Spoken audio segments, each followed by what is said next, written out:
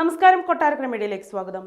പകുതി വില തട്ടിപ്പിൽ ഇരയായവരിലേറെയും ഗ്രാമീണ മേഖലയിലെ സ്ത്രീകളും സ്വയം സഹായ സംഘങ്ങളും. പരാതികളുമായി സ്ത്രീകൾ കൂട്ടത്തോടെ എത്താൻ തുടങ്ങിയതോടെ അന്വേഷണത്തിൽ ഏകോപനം തേടി ജില്ലയിലെ പോലീസ് സ്റ്റേഷനുകൾ. നാഷണൽ NGO കോൺഫെഡറേഷൻ വഴി മാത്രം ജില്ലയിൽ 1300-ലേറെ പേരാണ് കബളിപ്പിക്കപ്പെട്ടത്. ചിലയിടങ്ങളിൽ കുടുംബശ്രീയുടെ പേരും ബ്ലോക്ക് പഞ്ചായത്തിന്റെ പദ്ധതി എന്ന പേരും ഉപയോഗിച്ചും തട്ടിപ്പ് നടന്നു. പാറശാല മുതൽ വർക്കല വരെ മിക്ക സ്റ്റേഷനുകളിലും പരാതികൾ എത്തിയിട്ടുണ്ട്.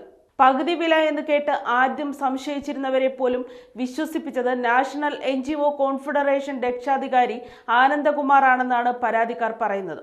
കോൺഫെഡറേഷന്റെ കീഴിലെ 7 സന്നദ്ധ സംഘടനകളാണ് പണം പിരിച്ചത്. പണം തങ്ങൾ ആനന്ദകുമാറിന്റെ നിർദ്ദേശപ്രകാരം നിക്ഷേപിച്ചുവെന്ന് പറഞ്ഞ് സംഘടനാ ഭാരവാഹികൾ കൈയൊഴിഞ്ഞതോടെയാണ് പറ്റിക്കപ്പെട്ടവർ നേരിട്ട് പോലീസ് സ്റ്റേഷനുകളിലേക്ക് എത്തുന്നത്. അനന്തകൃഷ്ണന്റെ അക്കൗണ്ടിലേക്ക് നേരിട്ട് പണം അയച്ചവരുമുണ്ട്. ഒറ്റശേഖരമംഗലത്ത് മാത്രം 108 പരാതികൾ. ആര്യങ്കോട് സ്റ്റേഷനിൽ മാത്രം 34 പരാതികളാണ് ലഭിച്ചത്.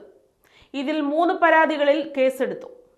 ഒറ്റശേഖരമംഗലം പഞ്ചായത്തിൽ മാത്രം 108 പേർ കബളിപ്പിക്കപ്പെട്ടതായാണ് കണക്ക്. കാട്ടാക്കട, നരുവാമൂട് തുടങ്ങിയ സ്ഥലങ്ങളിലെല്ലാം തട്ടിപ്പ് നടന്നിട്ടുണ്ട്. പണം നിക്ഷേപിച്ച ബാങ്കിന്റെ പരിധിയിലെ പോലീസ് സ്റ്റേഷനുകളിലാണ് കേസെടുക്കുന്നത്. ബാങ്കിൽ നിന്ന് അനന്തകൃഷ്ണന്റെ അക്കൗണ്ടിലേക്ക് നേരിട്ട് പണം നിക്ഷേപിക്കുകയായിരുന്നുവെന്നും പരാതിക്കാർ പറഞ്ഞു. വരും ദിവസങ്ങളിൽ പരാതികൾ ഏറുമെന്നും തട്ടിപ്പിന്റെ വ്യാപ്തി കോടികൾ കടക്കുമെന്നുമാണ് സൂചന.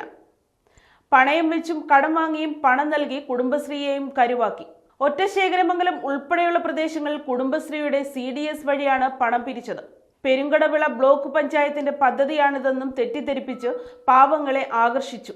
സർദാർ വല്ലഭായ് പട്ടേൽ സ്വയം സഹായ സംഘത്തിന്റെ പേരിലും ഈ പ്രദേശങ്ങളിൽ തട്ടിപ്പ് നടന്നു. സ്കൂട്ടറും തയ്യൽ മെഷീനും പകുതി വിലയ്ക്ക് കിട്ടുന്നുവെന്ന പ്രതീക്ഷയിൽ സ്വർണം പണയം വെച്ചും കടം വാങ്ങിയുമൊക്കെയാണ് പലരും പണം കണ്ടെത്തി അയച്ചത്.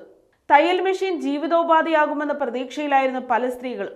പണപ്പിരിവ് നടത്തിയ സംഘടനകൾ ഗ്രാമീണ മേഖലയിൽ പലയിടത്തും പകുതി വിലയ്ക്ക് ഓണക്കിറ്റും ചിലർക്ക് സ്കൂട്ടറും തയ്യൽ മെഷീനും നൽകുകയും ചെയ്തു. ചിലർക്ക് ലാപ്ടോപ്പും ലഭിച്ചു. ഇതോടെ വിശ്വാസ്യതയേറി. മാസങ്ങൾ കഴിഞ്ഞിട്ടും പക്ഷേ വാഗ്ദാനം ചെയ്തതൊന്നും കിട്ടിയില്ല.